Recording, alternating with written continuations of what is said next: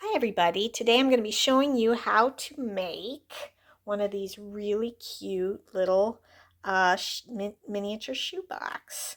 Comes with a lid that you can put on. Each one, there are 12 of them. Each have a little shoe, a different shoe, and a pretty little decoration or design around the outside. Perfect for your dollhouse miniatures, displays, miniature general stores, miniature shoe stores, whatever you would need a shoebox for. These are perfect for that. So today I'm going to show you how to make one, because once you make one, then you can make all 12 of them. So let's get started. The first thing you need is the printable, which you can find in my late night coffee store on Etsy. And you print that out, and scissors and glue, which I use glue that I've slightly watered down, and I put it in this this little tube because I love these little nozzles, these little thin nozzles. It gives me a little bit more direct action, but you certainly can use whatever glue you would like. But that's what I use. And then I have commandeered, this is actually something that I believe is for clay, and but I love this flat end, and what I use it for is flattening as I go along the creases, because when you flatten the creases and make them really sharp, the creases, it makes it easier to fold and easier to glue.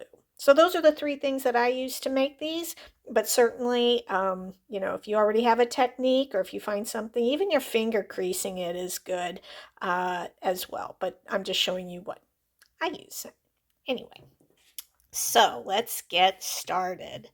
First thing you do is cut out one of these little shoe boxes with the lid. And I'm going to cut that out, put this to the side, and let's see here. So I cut out this little lid here, and I just want to go around the edges, of course.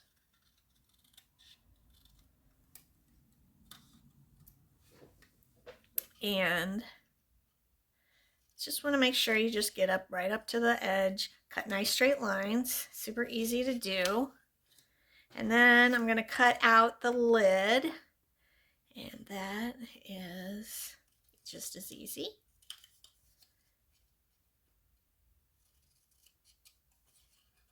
And there we go, one more cut. All right, so now we have the lid and the bottom cut out.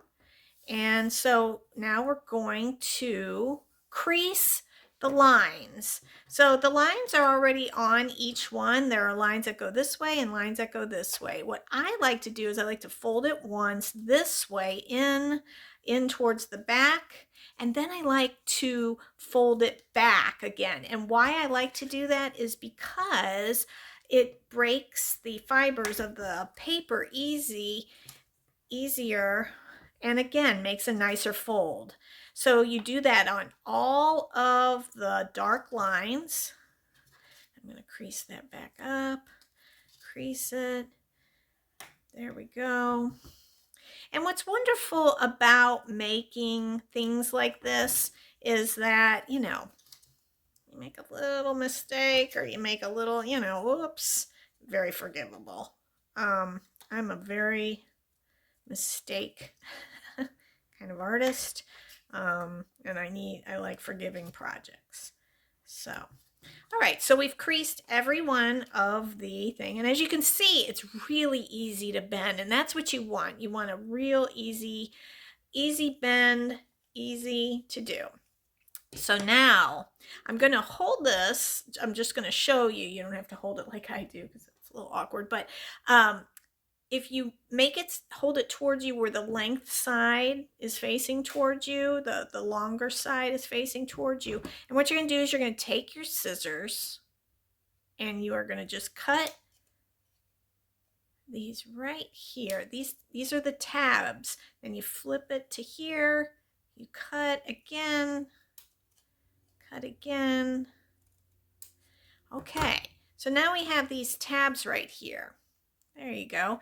And that is going to be the part that attaches. Those 4 tabs are going to attach the inside of the box and form our box. So I take my trusty thing and I just put a little glue, just a dot, which again, that's why I love these little things. It's just a dot, dot, dot, dot. And I put it up on here. Again, I'm a messy artist. If you're a messy artist, you will love this video because I tend to be a little messier than most. Sometimes a little impatient too. And so you just fold them inwards. You fold those tabs inwards with the glue right there. And then you just kind of pinch it. Make sure the sides, make sure the sides are even. If not, cut it off a little bit, whatever. It's not, again, very forgivable. And so that forms the box, the bottom of the box. And now it's the nice sides. As you can see, they're nice and creased, and the sides are really creased and easy. So that's the bottom of the box. So we're halfway done.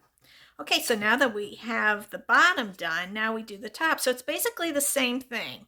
You're going to crease the top line. As you can see, there's lines all the way each side, and then crease it.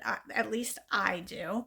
I take my little trusty dusty multi-purpose tool and I crease it that way, crease it this way. And the lines are pretty dark. Your folding lines are pretty dark. One, because, well, I'm older, so my eyesight is not great sometimes. So I wanted to make sure that people could see those lines. So if you have maybe not the greatest lighting, or if your eyesight might not be as fantastic, you'll be able to see these lines. So all I'm doing is creasing each line. And again, you're just making sure that the spot, so each one of those lines is creased. Each is creased. And now we're going to do the same thing where we cut the tabs. Cut the tabs. Click. Click. Click. And click. Now on this one, with the smaller ones, I just put the glue on one side, because I will say that the box top is a little, to me, you may find it a little easier. It's just a little, you got bigger fingers to have to try to put the tabs into. And then you put them in, pinch them, pinch the sides so that they're creased, pinch the sides so that that little tab stays in there. Sometimes it takes a couple times, not big. Sometimes you have to peel it off like that and get it in there. It'll get in there. The glue is forgiving, the box is forgiving, and generally can get that. There we go. That's good. Yeah, it usually takes me a little bit extra time on the box lid because it's tinier tabs, but I'll just look, and before I move on to the next one, I'll just make sure that that one is hooked. If it's not attached like I like it, maybe I'll add a little extra glue, maybe I'll square a corner. I'll see on the other side. I may need to square that corner. But so now we're going to do the other side like this. Add a little drop, and you don't need much glue at all. And I am using cardstock. I may not have mentioned that, but cardstock is going to be a lot easier to use. on these.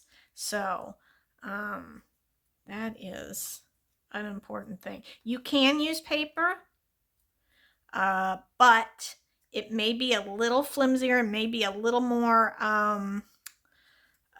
trickier to do. But if all you have is paper, then that's all you have, and it'll certainly work for a display. Now, I'm going to square those. I'm going to smush those little spots, square them up a little harder because I want to make sure it fits my box top, my box bottom.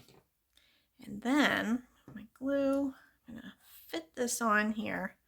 This is the moment of joy when the box top fits on. Push that down. Just got a little catch right there. Make sure that goes on.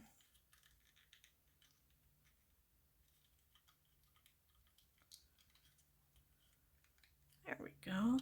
There we go. All right. So we've made the little shoebox and it is ready to go for your shoes. You simply can take that off, put it on, and fill it with shoes, stack them up. They look great. They look great in a closet or, maybe under a bed coming out, wherever you would see shoe stores. It would be great in a miniature shoe store. There's the other one like that. But here are the other ones. You can stack them. And it's just a fun thing to play with and display shoes or make a little shoe scene, or imagination's yours. So that's how you do it. Thank you for watching. I hope you learned a little bit, and I'll catch you on the next one. Thank you so much.